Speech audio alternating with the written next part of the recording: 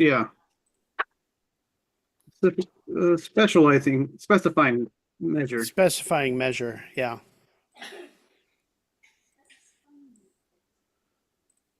Yeah. Cool. All right. So for everybody watching, and who knows who is actually watching, uh, we're on specifying measure, which is um,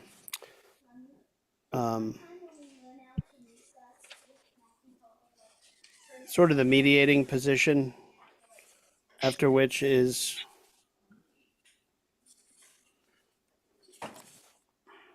being for self in measure. Um, and basically, what that means is measure is coming into its own as a relation between two um, measurements. Say you have what is being measured has a measure of its own, right? And then there's the way of externally showing that measure. And there are two different things, and they're related to each other. So like you have a body that has a normal temperature when living, like ours, and it's 98.6, right? And that's different, of course, from the standard of measure through which things are measured numerically, right? Like the temperature gauge. So like the air outside could be a certain measure, but it's not going to be the same as say our bodies as measured in terms of heat, et cetera, et cetera. And so the two are related in such a way that you get an exponent from which you can tell how sick I am. Let's say, or how hot or cold the water is. But when you get beyond this to what is called the being for self in measure, you start to talk about the more universal system surrounding the measures. And in Hegel's time, he talks about how unfortunately proofs are not enough to show the full universality of measure in the sciences. You need an overall frame. And some people say that Einstein and later quantum physics provided some kind of measure around the Newtonian and what's his name? Kepler discoveries. Because they're important discoveries, and they're used to this day for those applications, but without a more universal frame around them, such as Einstein worked on, they're not fully in context, if that makes any sense. Okay, so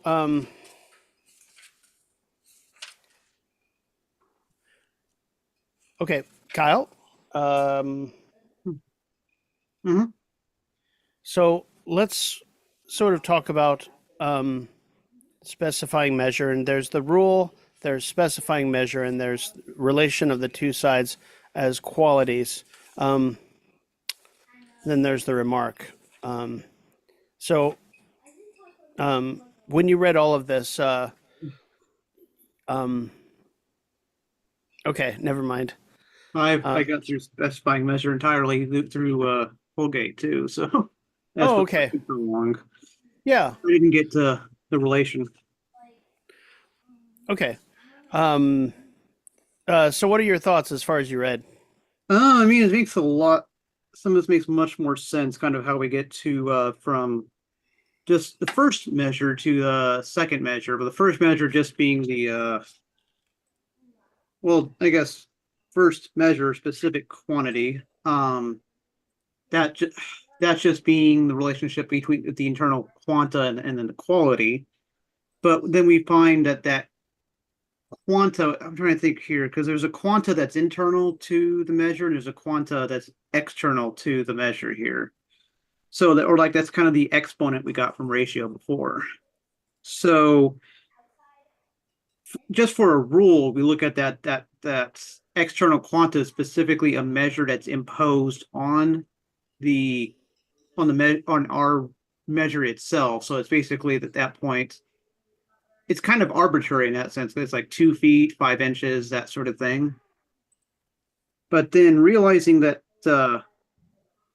that external quanta is still can have a relationship back to the quanta of measure. And so through the process of that, you see that there's this sort of the measure itself doesn't exactly, get canceled out by the quanta. In fact, it's more the measure itself changes how the external quanta affects it. So in a sense, you get a relationship change, and this change, which Hegel points out, is power based. So it could be, anything from like a standard, power to the ones that you still have equal to. So, for example, that he has for a specific heat, it's proportional to the cube of temperature. Now, I don't know about the inverse or not off the top of my head, but and but I'm trying to think. I feel like I skipped over some things, but Oh, that's okay. essentially is just sort of kind of the idea that there is this that because in specific heat, what we do have, and in fact, I think I still have this up.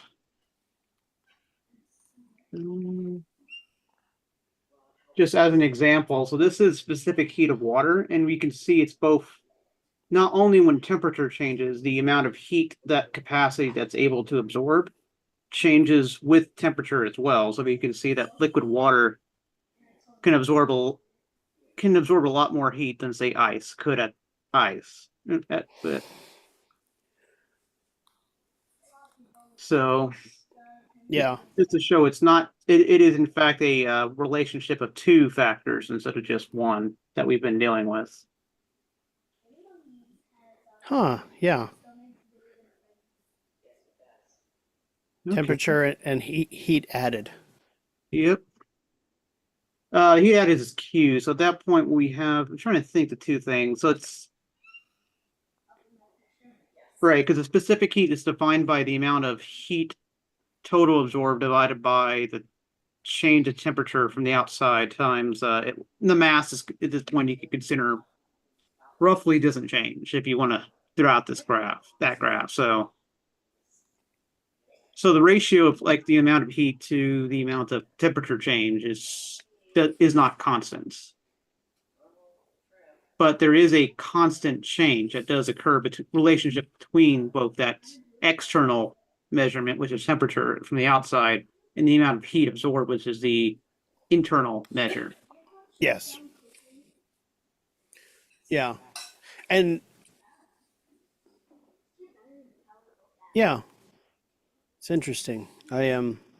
Well, in Hegel's discussion, he was using the word temperature Mhm. for both the measure and for heat, which may have been a reflection Right. of the fact that the physics of heat was still not really well understood at the time Hegel was writing that.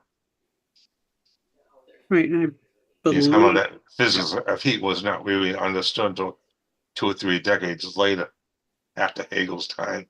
right. And at this point, what we do see is, in fact, that we kind of have it's kind of getting ahead of himself, I guess, because it is a relationship of a specifying measure to a specifying measure. Yeah. Yeah. And it's easy to get lost when both of the terms appear the same, but they're not. Because, like, he does talk about the multiple bodies, and different bodies have different standards. So, if you have, like, iron, it can absorb so much heat.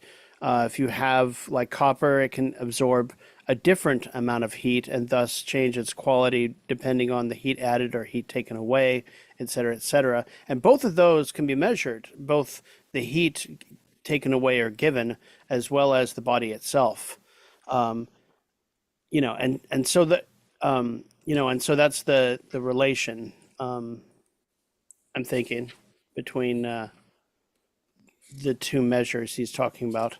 Relation of the two sides as qualities, and really, I mean, both of them are qualities, and both of them can be specified as a measure, but the two measures have to act as a ratio in order for you to get an exponent that gives you, something like 98.6 is the temperature of a person who's healthy, et cetera, et cetera. There are bats who can absorb much more heat and keep living than us. And you know what I mean? Because like when they fly so fast, they actually get really, really hot, which is why they're also able to tolerate more pathogens than we are, because they're basically in a near fever state most of the time that they're actually in flight. And so they're able to deal with a lot of pathogens. But the problem is if they come in contact with animals who don't have that capacity, the pathogens can kill us, et cetera, et cetera. There was a little bit of discussion about this during the COVID outbreak about the possible vector of bats to us, either bats or pangolins, I forget, to us where COVID was concerned, and the fact that they were able to live through a COVID outbreak, but of course, a lot of us weren't. Pretty cool, huh? Hmm.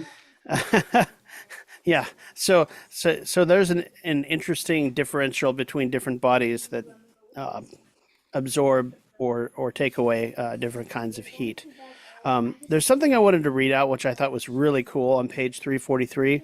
I'm just going to start reading because it's really quite interesting. He says, in regard to the absolute relation of measure, it is well to bear in mind that the mathematics of nature, if it is to be worthy of the name of science, must be essentially the science of measures, a science for which it is true much has been done empirically, but little as yet from a strictly scientific, that is, philosophical point of view.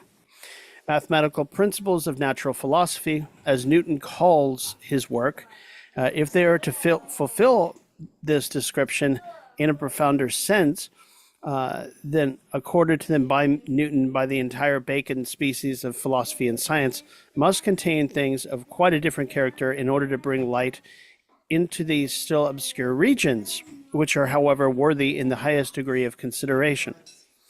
It is great service to ascertain the empirical numbers of nature, i.e., the distances of the planets from one another, but it is an infinitely greater service when the empirical quanta are made to disappear and they are raised into a universal form of determinations of quantity so that they become moments of a law or of measure.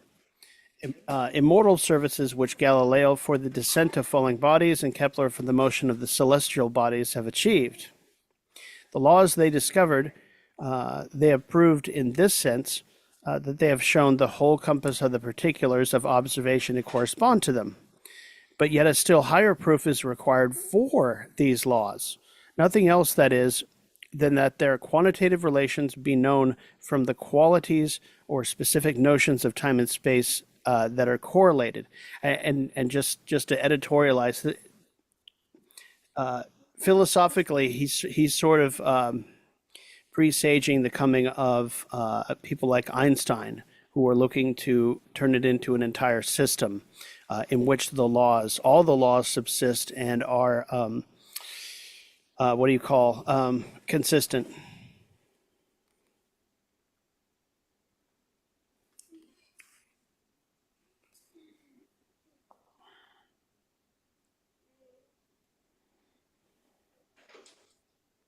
Well, Einstein's theory of relativity emerged because of the perceived inconsistency between Newtonian mechanics and Maxwell's electrodynamics.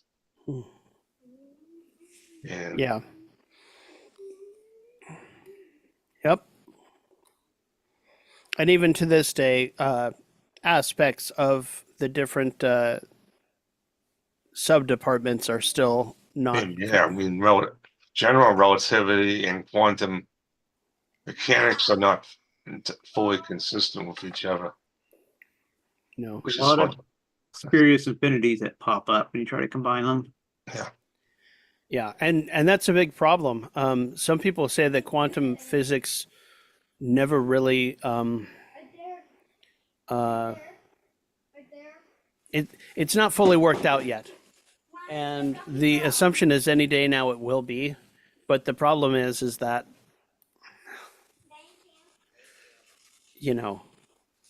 I'm not sure what the problem is.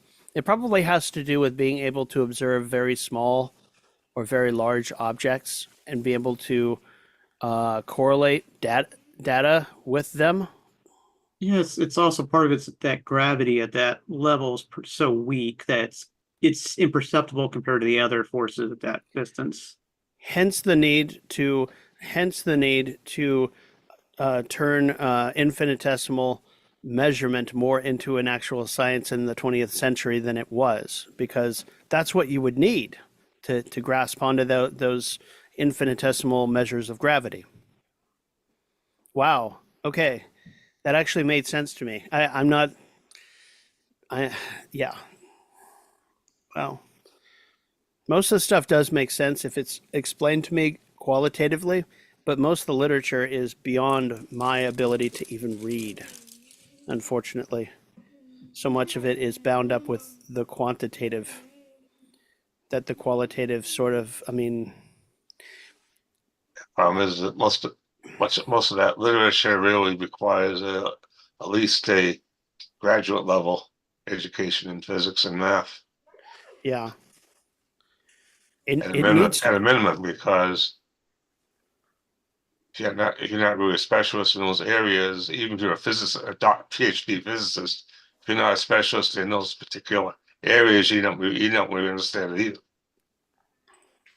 yeah, and that is why Hegel stresses the point of the universal the universal totalizing laws that are needed, because once you have them, you just have one standard, not like 52, 53, or 100 different measures to memorize, which is what they are.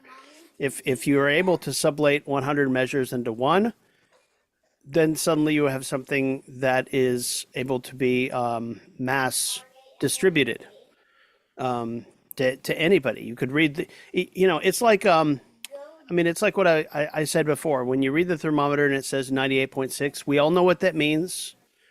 It's one thing you can learn in less than 15 minutes versus like 10 years worth of stuff. That's where Hegel wants the mathematics of nature to go, is that. And unfortunately, we're nowhere near that even today, although we're quite a bit closer, I think. Here's hoping.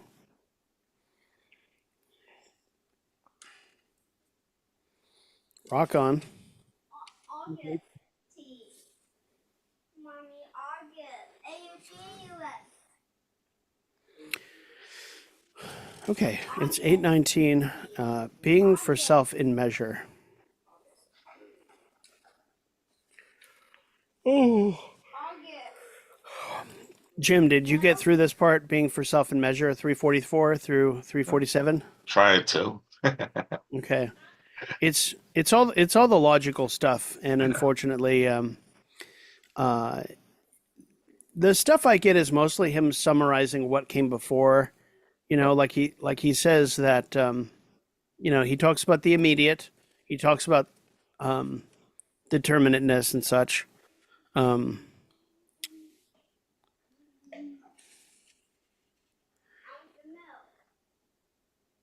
I don't know. I'm just going to read this through. It's number 3 on page 346. He says, measure has now acquired the character of a specified quantitative relation, which, as qualitative, has in it the ordinary external quantum. But this is not a quantum in general, but essentially a determinant of the relation as such. Hence, in the sense of an exponent, and by virtue of the immediacy of its determination, of a fixed exponent, namely that of the already mentioned direct ratio between the same qualities whose quantitative relationship is at the same time specifically determined by the ratio. So he's talking about a measure as the exponent. This direct ratio is, so to speak, anticipated and assumed as given in the example used of a measure, namely the law of descent of a falling body. But still, as we remarked, it does not exist in this motion. Sort of like value. Value does not exist in the commodity. You know what I mean? So in the motion, it's really an external, it's still really an external relation and not intrinsic. The fact, however, that the two sides of measure are themselves measures, the one immediate and external, and the other imminently specified in the body, of course, and in the surrounding medium that it's falling in, right? Means that measure is now further determined it is realized, right? It means something far more concrete. As this unity, measure contains the relation in which the magnitudes are determined and posited as differently specified by the nature of the qualities. Its determinateness is accordingly wholly immanent and self-subsistent, and has at the same time collapsed into the being for self of an immediate quantum, the exponent of a direct ratio. He's basically saying what he said in the first sentence, but a little more developed. You've got the direct ratio between the falling body and the medium it's falling in, I think. Yeah. The self-determination of the relation is thus negated, for in this its other it has its final explicit determinateness. And conversely, the immediate measure, which is supposed to be in its own self qualitative, possesses in truth such qualitative determinateness only in the other side of the relation. So if it falls out of the relation of the ratio, it stops making sense, is what he's saying. It has to be in that ratio. You've got a body that's falling, and accelerating, and it has a certain measure, and the medium it's falling in has, its measure, etc. And the combination of them in ratio makes it make sense what's happening, right? But if you fall outside of that ratio, you've thrown reality out as far as that goes.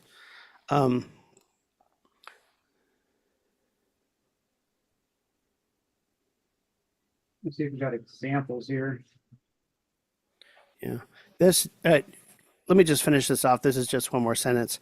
This negative unity is a real being for self, the category of a something as a unity of qualities which are related as measures, a completely self-subsistent something. The two sides which have presented themselves as distinct relations also immediately possess a twofold existence, or to put it more explicitly, a self-subsistent whole of this kind. Just because it is a real being for self, it is at the same time a repulsion into distinct self-subsistent somethings whose qualitative nature and subsistence materially lies in their measure determinateness.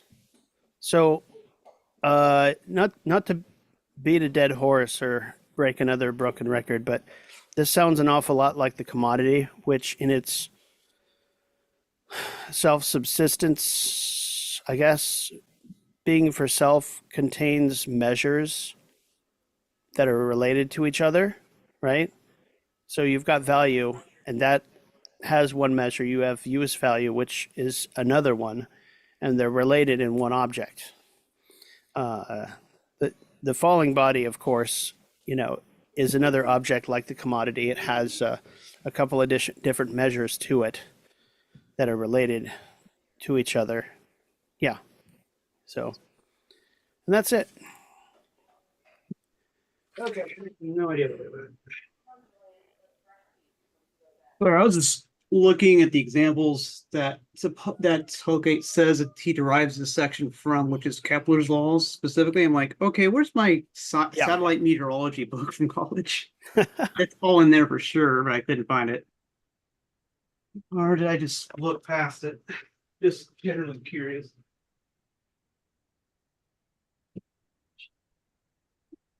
Oh no, there it is.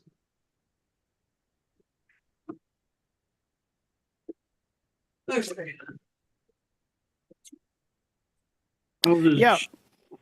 Yeah, and like the last thing that he just said, he says their subsistence lies in their measure determinateness.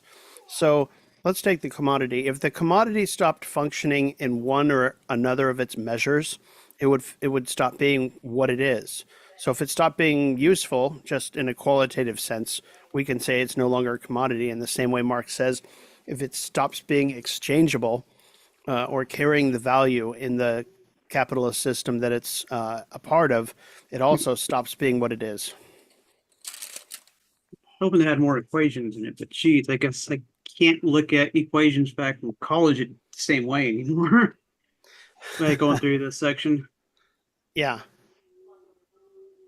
I might start applying all these measure stuff to my basic textbooks from college. So I'm just trying to think. So it feels like we kind of wrap back around, except this time instead of we're kind of going through, we went through ratio again, but this time each, both the top and the bottom are themselves measures instead of just quanta. Yeah, there's number, there's just a bare number, and then there's a number that actually means something, like is related to a state, Right. or such. Like you can measure, like if you take the number of hours of necessary labor time that you count, you could just look at it as a straight statistic, straight number, and you could abstract it as a number or a ratio by itself outside of the context. What we're talking about now with measure is it's a part of the context, at least the part of the context of what you are measuring and how it's measured, something along those lines.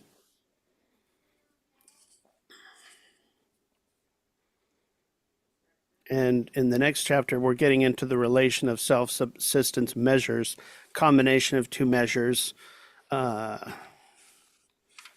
measure as a series, so on and so forth. Basically, things getting more specific.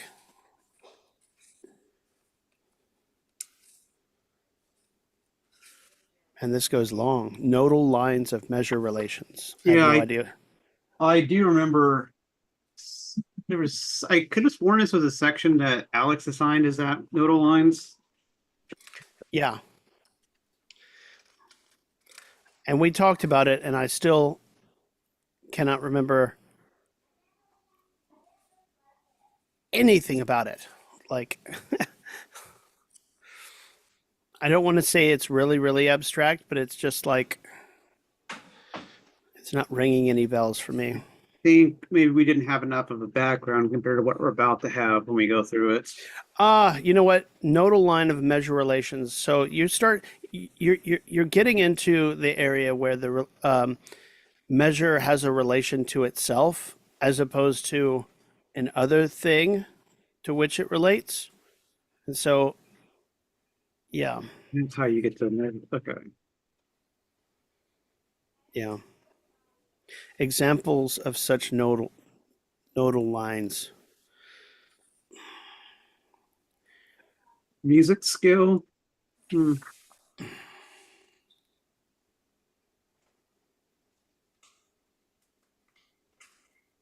Yeah, this is interesting. He said on page 370, he says, in thinking about the gradualness of the coming to be of something, it is ordinarily assumed that what comes to be is already sensibly or actually in existence. It is not yet perceptible only because of its smallness. Similarly, with the gradual disappearance of something, the non-being or the other which takes its place is likewise assumed to be really there, but not yet observable and there too.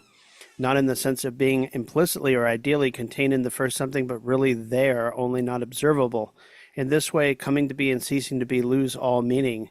That is to say, the form of the in itself, the inner being of something, before it actually exists, is transformed into a smallness of an outer existence, and the essential distance, that of the notion, difference, is converted into an external difference of mere magnitude. And he goes on with this. It sort of reminds me of the discussion between so you have two competing historiographies in Marxism, and one of them, authored by Ellen Wood and Robert Brenner, says that you cannot read the present back into the past and talk about the genesis of a new system in the way that the Verso author, I can't remember his name, did in his books. And I can't really say any conclusions about that other than this discussion of coming to be and ceasing to be sort of touches on that, I think. Doug, you read, who's the Verso author? Is it the Lineages of Antiquity, or Um, That's hold on. Perry Anderson, he wrote like passages from yeah, antiquity to feudalism and then lineages of the absolute state. I yeah, know that's he what. doesn't subscribe to the Brenner thesis. No, no, he doesn't. He's much more conventional as far as Marxist historiography goes.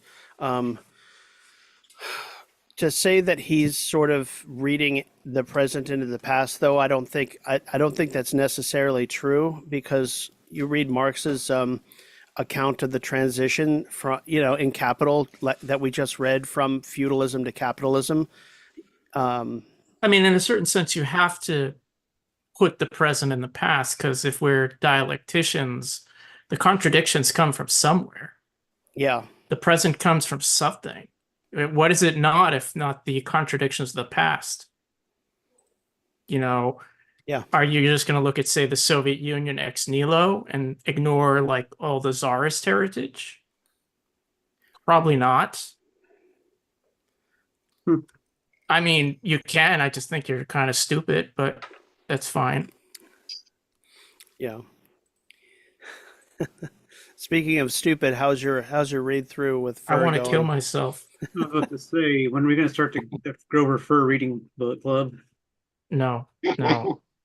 I don't recommend reading anything of his. I mean, if you're teaching like a philosophy course or a logic course, you should have one of his books there as like a good negative example. But it's the same book written like 12 times. And he's like projecting, he makes these incredible leaps of logic. He accuses everyone who doesn't agree with him of being like an anti-communist and everything. And it's just like I could have just read the Moscow trial transcripts and it would be more illuminating.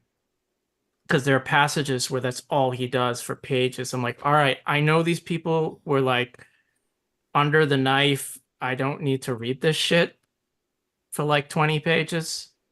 And it's just really revolting, like how he makes excuses for things like torture and, that this was all like just normal, like police work and everything. And oh, it's just like the United States. I'm like, oh, like the United States is such a great example of like police investigation and whatnot. Perfectly legitimate. Yeah. He's horrible, but and I suspect even if I were to write the best thing possible on him, all the Marxist Leninists will ignore it anyway.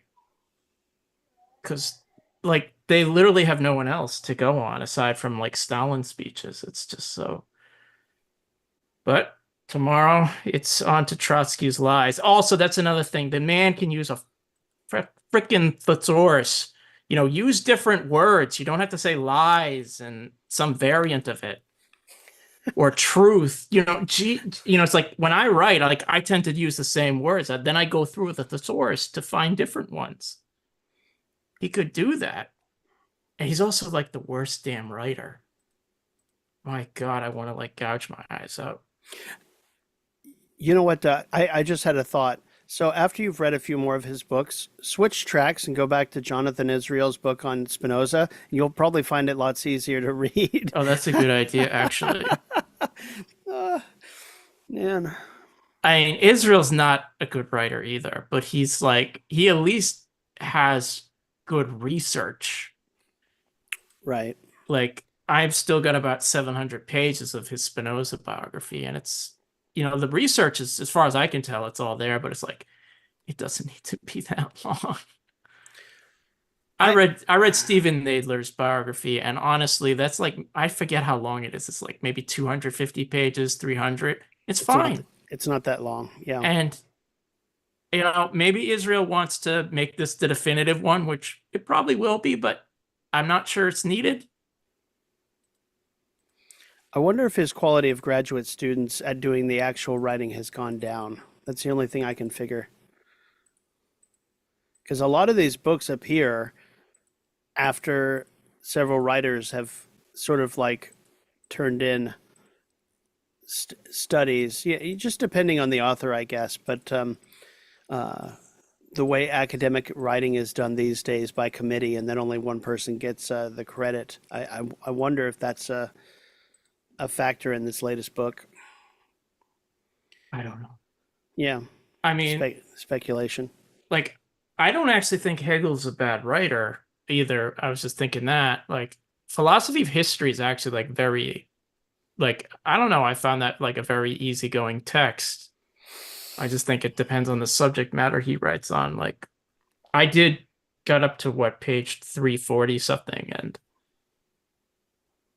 I don't know. I don't understand math, so I'm just trying to like read this and my Errol Harris companion to hopefully get some idea. Cool. Maybe I could start writing up because I have more time at this point, especially without Alex's course taking up extra time. That maybe I can find some examples. Cool. I haven't got to the point in the Hoolgate to see if Hoolgate has any better examples, but my experience so far is Hoolgate was more interested in just making the logical part readable, which is great. It's great, but if there aren't as many great examples, then that suffers a little bit. After reading his criticism of Spinoza in the EL again, I've come to realize that all of the commentaries are, I mean, they're not to be distrusted, all of them, but they're also to be parsed historically. And if you don't do that, see it in the EL and the Science of Logic, Hegel passes off. Jacobi's, he's another philosopher. His critique and caricature of Spinoza as his own, as Hegel's own, unfortunately. The immanent logic of Hegel's book does not suffer from the commentary, but you kind of have to realize that when Hegel is talking about substance in the Doctrine of Essence, which we haven't gotten to yet, he's really talking about Locke's substance and Kant's, not Spinoza's. Spinoza's is the absolute. Locke's and Kant's are more the underdetermined part of essence that they call substance. So it's really a mislabeling in order for Hegel to remain in Jacobi's party and keep a job, basically. Which is unfortunate, but I mean, that's the era he lived in. And as long as you have a good historical materialist outlook on what you're reading, you can read anything and figure it out and see what's useful and what's not. Although I doubt there's very much historically materialist that you could take from Grover Furr's books. No, not at all. I don't see any content like rational kernel being taken out of the mystical shell. No, it's not like, say, it's just bad apologetics. It's like reading a Jesuit who's not well trained, or a shyster lawyer who's defending an unwinnable case. There's nothing there. At least with Stalin, to read him, you understand his point of view, his ideas, his crude versions of dialectics. There's uses in that. It's still a largely negative one. Yeah. But it's still useful. Like, this is like, there's no reason you would read. If you were to, like, let me put it like this. Let's say you are a historian of something else and you're adopting this. I would really question your critical thinking faculties if you thought that this was like actual Marxism or historical materialism, or even just like, I hate this phrase, but even common sense. It's like he's like making excuses like, oh, like some of the people who were beaten and had blood stains on their confessions, well, they just had a nosebleed. And I'm just like, dude, this is like next level apologetics. Oh, I've even read Molotov's like reminiscences, and he's pretty much like, yeah, we repressed people. A lot of them were innocent, but we just had to do it. And At it's least- like, At least think there's a Khrushchev measure of said pretty honesty. much the same thing in his memoirs too about that era. oh, Yeah. it's like you want to talk about dialectics. This is like the ultimate example of like anti-dialectical thinking. And it's funny too, if you I'm sorry if this is off topic. No, of- it's perfectly on topic. But it's like if you look at, say, the Marxist Leninists or the Stalinists, parties and people, and if you look at who they rely on, living people, not dead people, you know, like for their understanding of the Soviet Union, outside of, you know, say Stalin or somebody, it's Fur. Like he gets invited to stuff, his stuff gets recommended on their websites, and a lot of their understanding of Soviet history could be lifted from him. Like Freedom Road Socialist Organization Fight Back, they had a series of articles on Trotskyism, and you know, there you can make an actual political argument. Okay, that's fine. But a lot of it, when they're talking about like Trotsky in the 30s, it's just all this shit. It's like, I'm not going to take you seriously. You're not actually, you're like a creationist. You're a Holocaust denier if you adopt any of this stuff. Yes, you may not actually deny the Holocaust, but you use the same methodology, the same exact thinking. You know, it's logical fallacies. It's all these appeals to like authority, and it's dressing up your faith, you know, with the mask of science, you know, like intelligent design does.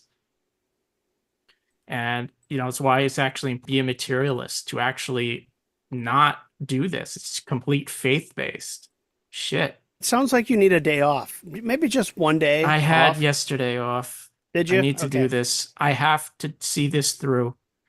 Yeah. There are only 8 more books I need to read. How about Lacerdo?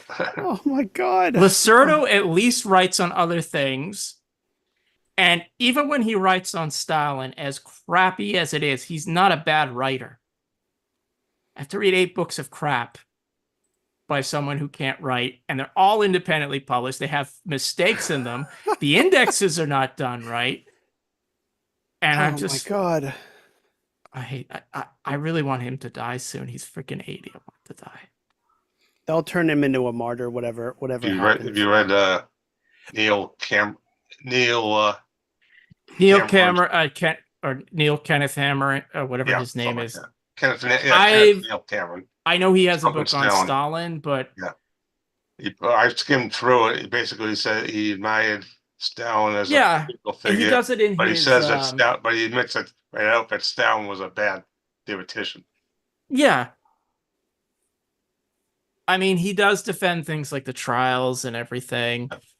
And I don't know, at the very least, he actually seemed to have made contributions in other areas. I know he studied Shelley. Yeah, that's the big thing he was known for. Was which is fine, you know, and I have his book, Marxism, a Living Science, and his Universal History, which I'm liking so far. You know, at the very least, he actually did something with his life. And that's the thing I found when I you know, with like the research on the dialectics of Saturn, the people I was talking about who were Western Marxists or Stalinists or whatever, that wasn't the whole of their existence was defending Stalin. Like, you know, Sartre, Brecht, Gramsci, they did a lot of other things, a lot of useful things, in fact. Grover did not do anything useful at all. And I'm saying that having not read his dissertation on medieval history called Shakespeare Lied. No, that's not the title, but it may as well be. Yeah. Anyone who has a well-defined determinate Marxism is at least worth looking over. Yeah. You know. Like, say what you want about Eric Hobsbawm. I think his studies of the French Revolution are fantastic. The Industrial Revolution and all of that. Yeah, he defended Stalin in the 30s. Okay. We can contextualize it and everything. But I won't throw out, like, his Age of series. Yeah. The last one isn't as good, but the others are really good. A lot of his other histories I really like. You know, again, I could go on about Marcuse, Sartre, you know, even some of Althusser. I actually think some of what Althusser did on Machiavelli is pretty useful. Cool. But sweet Jesus, Grover did not do anything useful. Oh man. If you I want to like read people telling about why you should accept as truthful confessions done under torture, Read Grover Fur. I like your working title. I think it's quite apt. I'm not sure you can get any better than that. At the very least, the article or the section or whatever I do on fur is going to be called Stalin Lied. I don't know if I can justify it for the whole like series, because I'm also trying other things. I'm trying to give historical background on the trials and like the response of CP members to it without writing a boring introductory chapter. So I'm looking at I using like stuff I threw away from the original draft of Saturn, which was a history of like the Comintern, basically. And I'm just putting like interludes in there about like Moscow in 1936 or communists in like France and the US in the same year, and then Yeah. the Spanish Civil War and the Khrushchev revelations. You know, just kind of like interludes, you know, like intermissions, and it's just showing like these scenes about it, which is what I did today. I pretty much did a whole section about Communist Party members who compare Trotsky to, well, first being a fascist, but then George Danton, a traitor, Judas Iscariot, and Benedict Arnold. Nice. I wonder if those sections could be done narratively to where you can almost like shift from the historical to the They're more like vignettes.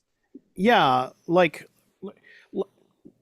you're almost like, you know, picture yourself on a Moscow street in 1947. You're a party member and you're going to a meeting, and you're thinking to yourself X, Y, and Z, and but yeah, like That's sort of the approach. I'm not doing it like a first person. I'm just saying like, here's like the opening of the first trial in 1936, then the second and the third, kind of what it means. does it? Ooh, here's a good question. Does anyone have memoirs that contain their experiences being at the trial? Not really. Not at least at those trials. Really? First of all the defendants were pretty much killed. Yeah. The closest you have, and Like I've read it, like a spectator. I can't think of anyone offhand. There were like official like dignitaries, like the U.S. ambassador was at one of them, but it's an apologetic thing. The one I think type of thing you're thinking of is after World War II, there were like anti-Tito purges in Eastern Europe, and in Czechoslovakia, one of the people who survived, he wrote his memoirs called The Confession, which is all about like what he was subjected to. It's very good, and it's also made into a movie of the same name by Costa-Gavras.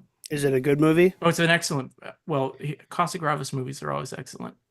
We should think about watching. I know it's not an anti-communist movie, and it's a good film. And you know, this was a guy of like incredible credentials. He was in the Spanish Civil War. He came from a communist family. This is from Czechoslovakia. He fought in the French Resistance. He went to a concentration camp with his wife, and he ended up being a very high official in Czechoslovakia after the war until the purges happened. Damn.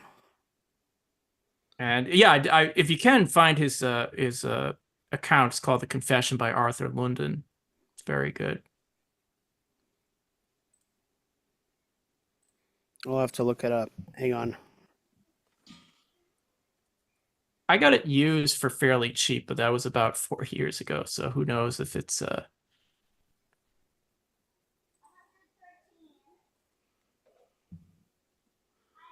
unfortunately it's like $40-something on Amazon, but yeah, I see it. It's the Confession, Arthur London, London. Yeah. It's got like a picture of guy with the goggles. Yeah, and, that's a scene from the film, but also that was meant to do sensory deprivation and shit. Yeah. That's wild. How many pages? Okay. It's not that long, and it's not like this is not like a hard book to read. Yeah, it looks like almost 400 pages, but I mean, it's a narrative diary. It sounds like. That's anyhow, cool. Unfortunately, it looks like I got it fairly cheap when it was. But if you can find it, you should get it. Okay. Cool. Shit. Because the thing is, I'm curious about how long my fur chapter is gonna or essay is gonna be. Because right now it looks like it's like the Lacerdo stuff was like 12 pages. The stuff I do in Ludo Martins hopefully won't be longer than 10. But fur, I want to go into a lot, like Chutkaevsky, Trotsky, Kira, all this kind of stuff, because he's written books on this shit. And then I'm Yeah. curious, if I break it up, do I have an interlude section on the Tito purges? Mm. Even though they're not technically Moscow trials, they were still like the same type of, purge show trials.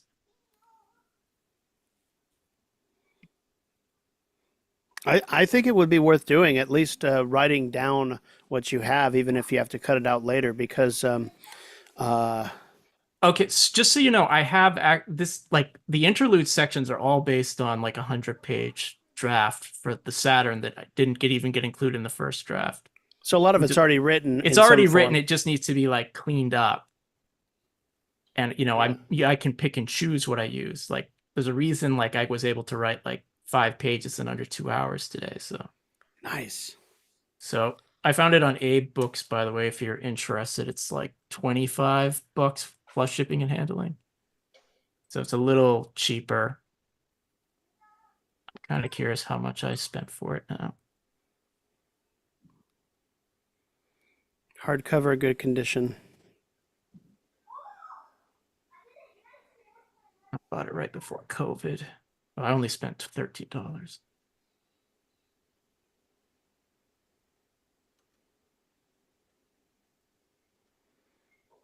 Yeah, there are a couple different copies, and they're all First, fully customized.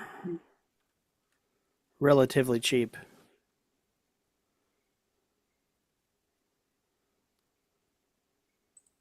Hmm. I would like to watch the film in our Wednesday discussion group, though. We totally should. I mean, it sounds like it fits our bill perfectly. And after Red Dawn, we need something a little bit more, less anti-communist, a little bit more. It's still a depressing film, trust me. Watching someone get tortured and then go on a show trial is not fun watching. Ooh, another good one to consider would be, I can't remember the name, but it has the, I think it's a girl or maybe a young boy who, they hold a gun to his head and, and he Come looks and see. yeah, That's come a and see. great film. Yeah. I'm not sure I could watch it again. It's a fantastic film. Like, you should watch it once. And if you don't watch it again, I think that's completely understandable. But it's Okay. about the war in Belarus, the partisan war and the Nazis. Yeah. And it's pretty explicit. It's like, anyone who said the Soviets can't make good films, well, watch that. Yeah. Okay.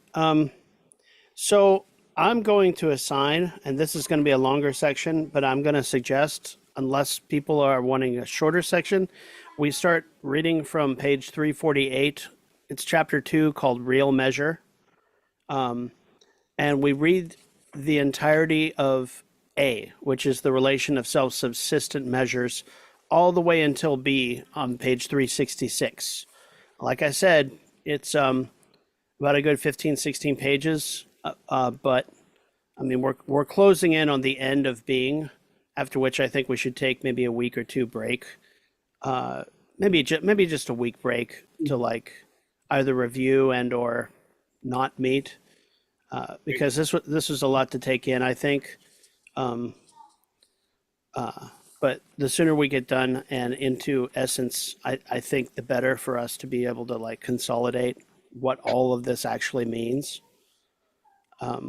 Also, I was going to say, like, half of the reading you assigned is remarks, so it should be easier than it looks. Yeah. The remarks for the most part are easy, and just take into account that what he writes in the remarks, is everything from other, comments on other philosophies to other science. He talked about Newton, he talked about Kepler and stuff, and so some of the references, if you know what he's talking about, you're good to go.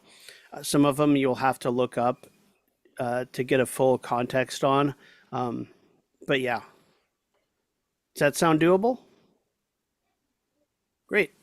Then that's what we'll do for real measure. We've got 4 minutes left. Is there anything anybody wants to talk about or continue talking about?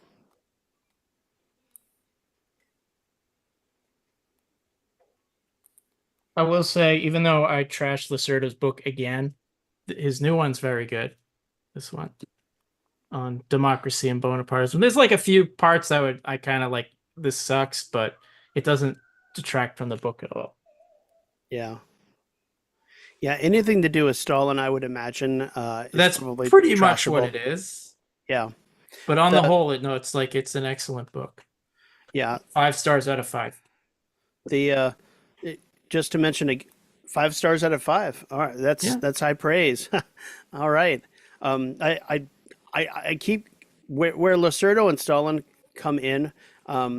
I always think back to Victor Serga's book, Midnight in the Century, where he relates, fictionally, how the character noticed that any, like even professors of French history were like rounded up for discussing Bonapartism, even in the French context. And the fact that Lacerda's book is, democracy or Bonapartism kind of makes me chuckle a little bit because the He context does talk about Stalin damning. in like a few pages. Like I think it's probably the weakest part of the book, but again, on the whole, it's like an excellent book. And that you'd find that's the thing with like a lot of people who wrote history in the CPs. Like, you know what? They could, if they weren't writing about the Soviet Union, for the most part, they were writing probably good history. Albert Sabol wrote the best histories of the French Revolution. Herbert Apather in the USA wrote great histories on slave revolts. And, Eric Hobsbawm wrote great world histories, histories of labor and everything. But if they're writing about the Soviet Union, particularly if they're members, it's like very uncomfortable. Yes. And it's very apologetic. Yeah. Like Maurice Dobbs, like I've read his like economic history of the Soviet Union, which I don't think is that great. But he's still like an important figure in a lot of like Marxist, like political economic debates as well. Mm-hmm.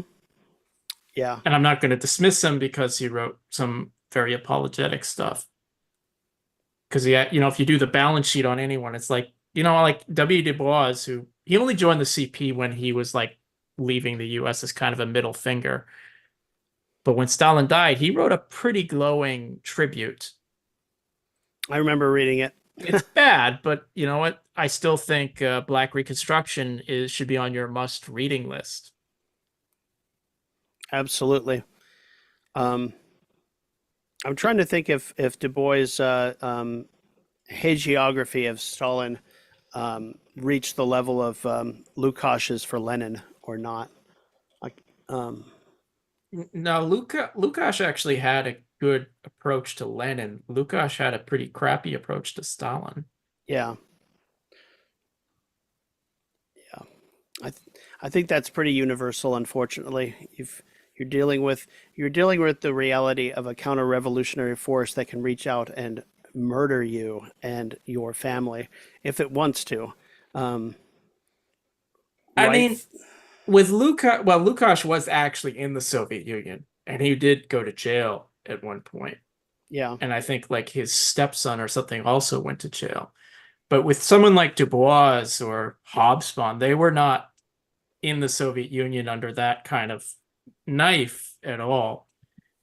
And I think, for the most part, they were sincere in their beliefs and everything. It wasn't like, that they were hacks about it or paid hacks. Yeah. Obviously, Hobsbawm kind of broke with a lot of that after 56, even if he still had a lot of nostalgia for it. Because a lot of these people did. But They stayed in the party up to the time it dissolved. Yep. Early 90s.